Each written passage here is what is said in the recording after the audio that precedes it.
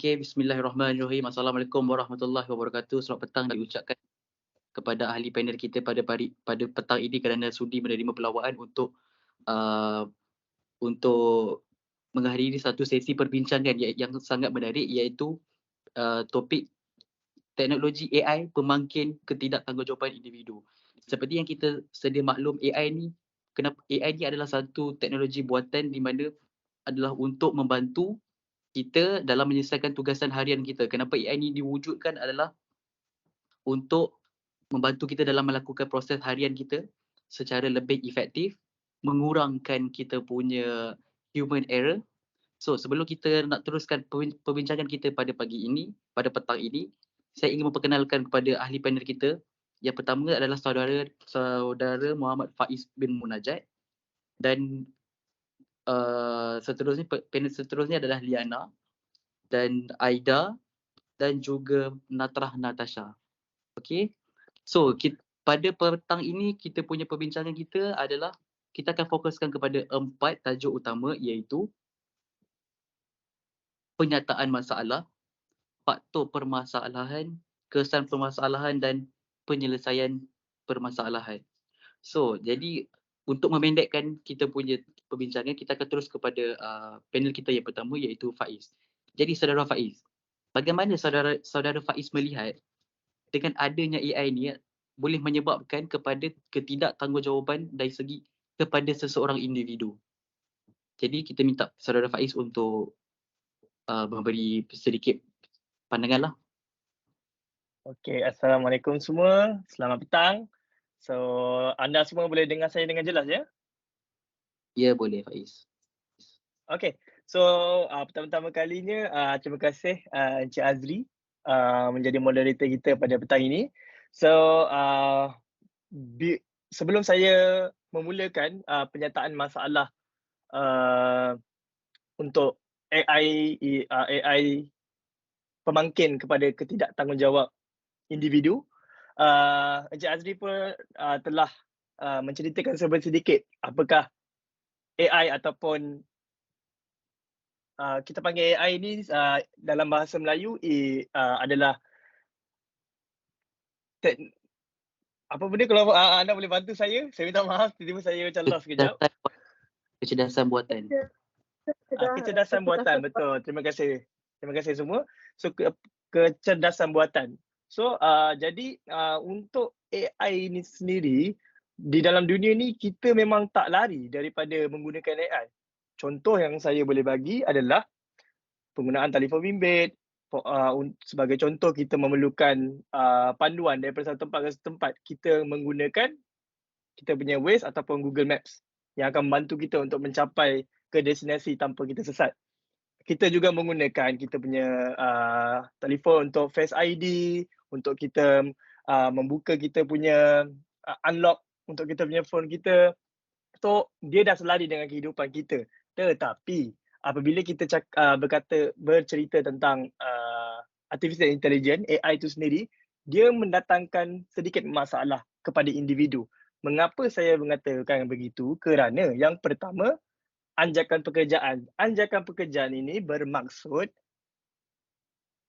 kerja-kerja yang sedia ada, di mana yang tradisional, pekerjaan yang tradisional yang memerlukan human interaction ataupun perhubungan sesama manusia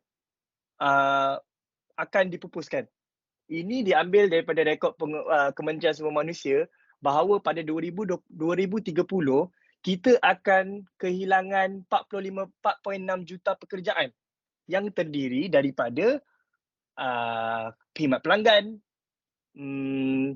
pegawai pemasaran, dan kita juga ada kaki tangan sokongan. So, ini kerja-kerja yang akan dilupuskan kerana AI itu sendiri. Kenapa benda ni adalah satu masalah? Kerana manusia itu terlalu bertergantung kepada teknologi AI itu sendiri. So, jadi kerja-kerja yang tidak memerlukan manusia, keupayaan manusia, so syarikat ataupun organisasi perusahaan akan mengambil langkah yang mudah, iaitu menggunakan AI untuk menggantikan manusia tersebut kerana mereka boleh jimat daripada segi costing, akan jimat daripada and then supaya AI itu juga is lebih sistematik. Tapi dalam masa yang baru, pekerjaan yang baru juga akan diperkenalkan apabila kita ke alam yang teknologi AI yang akan datang. Okay, and then yang kedua iaitu individu kurang kemahiran interpersonal. Apabila kita bercakap tentang interpersonal, ini adalah kemahiran kita berinteraksi dengan orang lain, termasuk komunikasi, penyelesaian masalah dan kemahiran rundingan bersama manusia itu sendiri. Tetapi apa yang menariknya, AI ini tidak boleh menyerupai manusia, iaitu sifat empati, berfikiran kritikal dalam mengurus, mencipta hubungan beremosi antara manusia atau kerja berpasukan.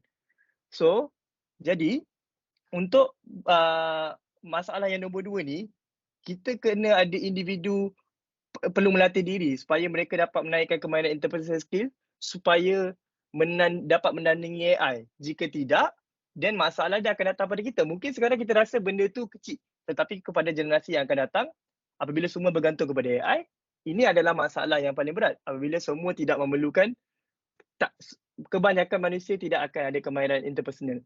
So, dia akan menyusahkan antara satu sama lain untuk bekerja, tetapi apabila kita dapat mengalahi ataupun melebihi teknologi AI itu sendiri dengan antara 5 elemen yang saya cakap tadi, iaitu berfikiran kritikal, empati. So kalau kita ada elemen ini, so kita boleh menandingi AI tersebut lah. Okay. And then yang ketiga adalah pencerobohan privasi yang menyebabkan data kita tersebar dan tanpa kita sedari. Ini pun antara benda yang sangat-sangat kritikal dalam negara kita ataupun di dunia kerana data kita begitu senang sekali untuk dicerobohi. Contoh yang saya boleh bagi adalah pernah tak panel-panel lain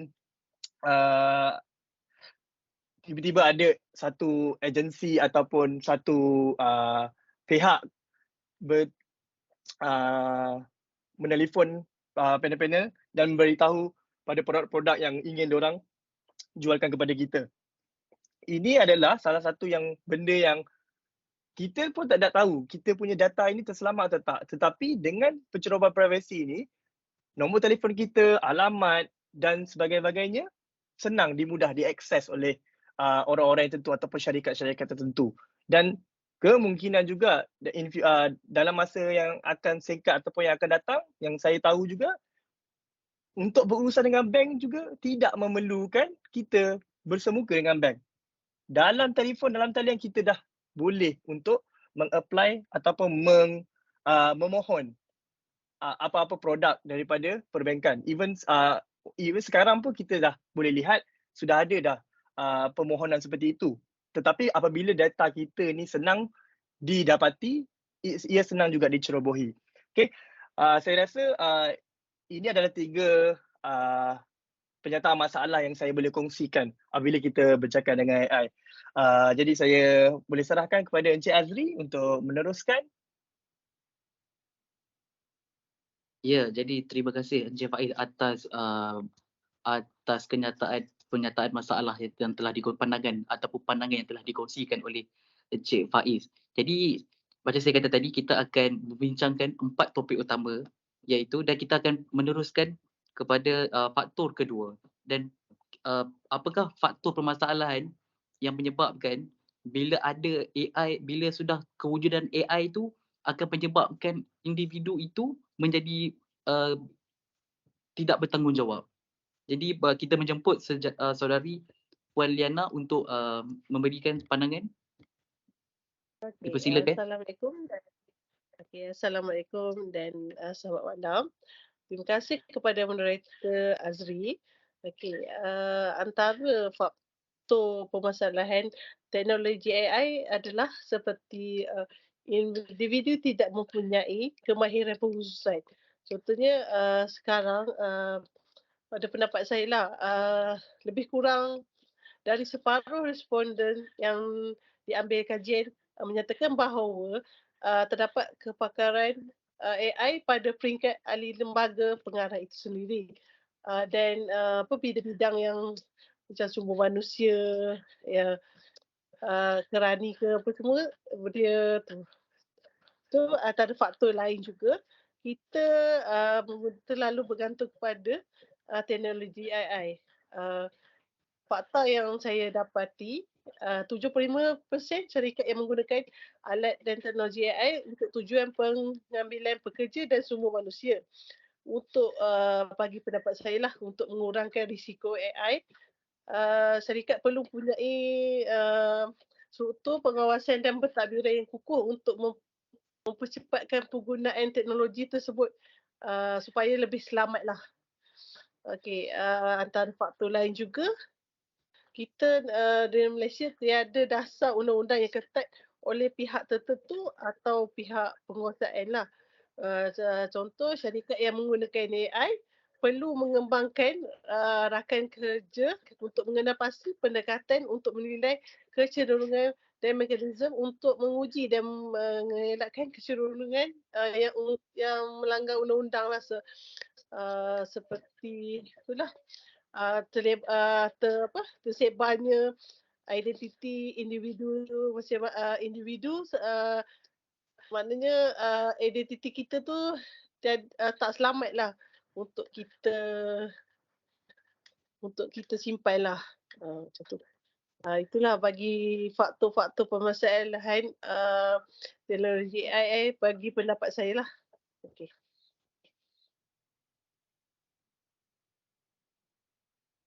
Okey, terima kasih di atas penjelasan yang cukup baik daripada Puan Liana. Dan seterusnya kita ingin membincangkan dan apakah kesan pula, apakah pula kesan permasalahan itu kepada individu. Dan kita minta Nur Aida untuk memberikan sedikit pandangan lah. Okey, Assalamualaikum dan selamat petang untuk semua. Okey, terima kasih Encik Azri selaku host ataupun moderator kita pada hari ini. Okey, pada pandangan saya secara ringkaslah kesan daripada AI ataupun kesan daripada ketidaktanggungjawatan penggunaan AI. Okey, contoh ataupun salah satunya adalah kurang interaksi antara sesama manusia. Okey, kesan negatif lah yang dapat kita tengok adalah boleh menyebabkan kurang interaksi dengan orang ataupun manusia. Contohnya teknologi masa kini seperti WhatsApp, WeChat, Facebook, Telegram dan lain-lain.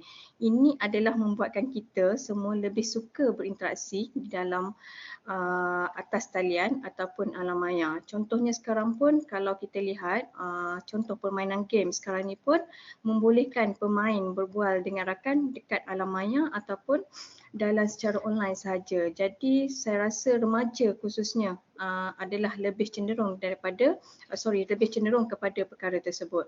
Okey, kemudian antara perkara lain ataupun kesan daripada AI adalah manusia ataupun kita sekarang rakyat terlalu bergantung dengan teknologi canggih. Contohnya adalah kesan daripada penggunaan AI ini adalah aplikasi seperti Waze, GPS. Contohnya kita kalau nak ke mana-mana, kita akan guna Waze ataupun GPS untuk ke destinasi masing-masing. Okey, andailah let's say satu hari internet ni terputus untuk semua orang, mesti kita akan panik sebab kita tidak boleh menggunakan teknologi AI ataupun internet ataupun Waze GPS untuk sampai ke destinasi kita. Okey, saya rasa ini adalah kita perlu seimbang antara penggunaan AI dan juga teknologi canggih supaya kita ni dapat mempunyai ganti, maksudnya kita ni supaya mempunyai ganti menggunakan pemikiran kita untuk sesuatu lah. Okey. Dan kesan lain yang saya rasa penggunaan AI ini adalah pencerobohan privasi tanpa sedar ataupun dengan arti kata lain adalah jenayah cyber. Antara contoh yang sering kali kita dengar adalah macam mana seorang tu kena scam kerana menyangkakan beli sesuatu tapi tiba barang tu tak sampai. So malah ada yang rugi besar sampai beribu-ribu ringgit kerana perkara ini. Okey, hal ini adalah kita membuat transaksi seperti kita ada pasang wifi secara tidak selamat di tempat awam dan mungkin privasi kita ini telah disebarkan untuk organisasi lain dan disimpan sebagai database. Okey, jadi next time kalau kita lah sebagai pandangan saya atau kesan ni, mestilah berhati-hati untuk membeli belah ataupun mengisi maklumat peribadi supaya tidak ada perkara yang boleh melibatkan kita dalam kes penipuan. Jadi itu sahajalah pandangan saya secara ringkas bagi kesan daripada ketidaktanggungjawatan individu dengan penggunaan AI. Itu sahaja. Terima kasih. Kembali kepada Encik Azri. Okey, terima kasih kepada Puan Nur Aida atas pandangan yang cukup menarik untuk kita bincang kepada malam ini. Dan kita sudah menyentuh tentang faktor permasalahan, kesan permasalahan dan antara masalah-masalah lain yang akan wujud bila sudah adanya AI. Jadi sudah sampai masa untuk kita macam mana setiap benda yang ada tu kita perlukan penyelesaian untuk kita selesaikan masalah itu. Jadi kita minta panel yang keempat iaitu Puan Hatra Natasha untuk memberi pandangan beliau lah. Silakan Puan Hatra. Hello, Assalamualaikum. Assalamualaikum dan selamat petang. Okey, dengan apa yang kita lihat dari permasalahan pembangkit ketidaktanggungjawatan yang dibincangkan tadi, dari sini kita boleh lihat dari dua aspek, individu dan kerajaan. Okey, dari individu, pertama sekali, individu perlu menjalani latihan berkhususkan teknologi AI dengan mengikuti program yang dianjurkan oleh institusi pengajian dan kerajaan supaya menggunakan teknologi AI secara berfaedah dan berhema. Dengan adanya panduan yang telah diberikan secara tidak langsung, ianya akan mendidik individu tersebut menggunakan teknologi AI dengan sewajarnya lah. Seterusnya, berinteraksi penting untuk perbincangan ilmiah kerana robot atau AI tidak dapat menandingi daya pemikiran dan kemahiran manusia. Contohnya kita lihat sekarang pelajar universiti sekarang banyak bergantung dengan menggunakan aplikasi AI. Contohnya ChatGPT, Google dan lain-lain untuk membantu mereka menyelesaikan assignment mereka. Ini tiada masalah jika menggunakan dengan secara berhemah. Tapi bila terlalu bergantung dengan teknologi AI, ia akan menjejaskan dan melemahkan akal fikiran untuk fikir dengan lebih kritikal dan efektif lah. And then kita lihat dari aspek kerajaan pula, kerajaan perlu kawal selia etika penggunaan teknologi AI dengan memberi panduan dan menyekat jika ada teknologi AI yang memberi kesan yang negatif pada masyarakat. Seterusnya, kerajaan perlu menangani anjakan pekerjaan job displacement berkaitan AI iaitu melalui program pendidikan dan kemahiran semula. Contohnya program ini perlu menyasarkan teknologi kerja sedia ada dan institusi pendidikan dengan menyediakan pekerja masyarakat untuk menerima pakai AI dengan meningkatkan kemahiran upskilling, kemahiran semula reskilling dan melatih semula pekerja. Perkara utama adalah memastikan negara memiliki tenaga kerja profesional atau bukan profesional yang mencukupi dalam kemahiran AI. Selain itu, kerajaan perlu memperkenalkan dasar jelas dan kukuh berkaitan pelaksanaan penggunaan teknologi AI bagi melindungi data dan hak individu. Dan akhir sekali, kerajaan boleh mendorong pembangunan program pensijilan etika AI untuk sektor tertentu dengan menawarkan insentif kepada kerajaan kepada syarikat untuk mematuhi amalan etikanya dapat mempromosikan keadilan dan ketulusan dalam proses pengurusan sumber manusia. So kesimpulannya, Semua lapisan masyarakat perlu memainkan peranan penting untuk usahakan langkah-langkah supaya AI digunakan dengan betul dan manfaat kepada rakyat dan individu masyarakat. Okay, sekian dari saya. Okey, jadi terima kasih diucapkan kepada semua ahli panel kita kerana telah memberi buah pandangan, buah fikiran yang agak menarik untuk kita bincang kepada malam ini, dan terima kasih. Jadi sudah tibalah masa di penghujungnya untuk kita menyimpulkan semua kesan-kesan antara kebaikan dan keburukan yang ada pada teknologi AI. Kita tak dapat nafikan pada hari ini kita perlu bergerak seiring dengan teknologi, iaitu kita harus akui yang di mana kita sekarang berada di era digital globalisasi. Maksudnya semua perniagaan memerlukan tindak kerja yang pantas untuk kita buat sesuatu kerja. Jadi setiap benda yang apa yang kita lakukan pada hari ini adalah kenapa AI itu wujud adalah untuk membantu manusia dari segi melakukan kerja-kerja dengan lebih pantas, mengurangkan human error, menjimatkan masa, sebab ada juga sesuatu perkara yang manusia tidak dapat untuk menyelesaikan masalah, terutamanya dalam industri menggunakan teknologi berkemahiran tinggi, contohnya dalam sains. So kita perlu bantuan untuk bantuan robot inilah untuk bekerja dalam seharian kita.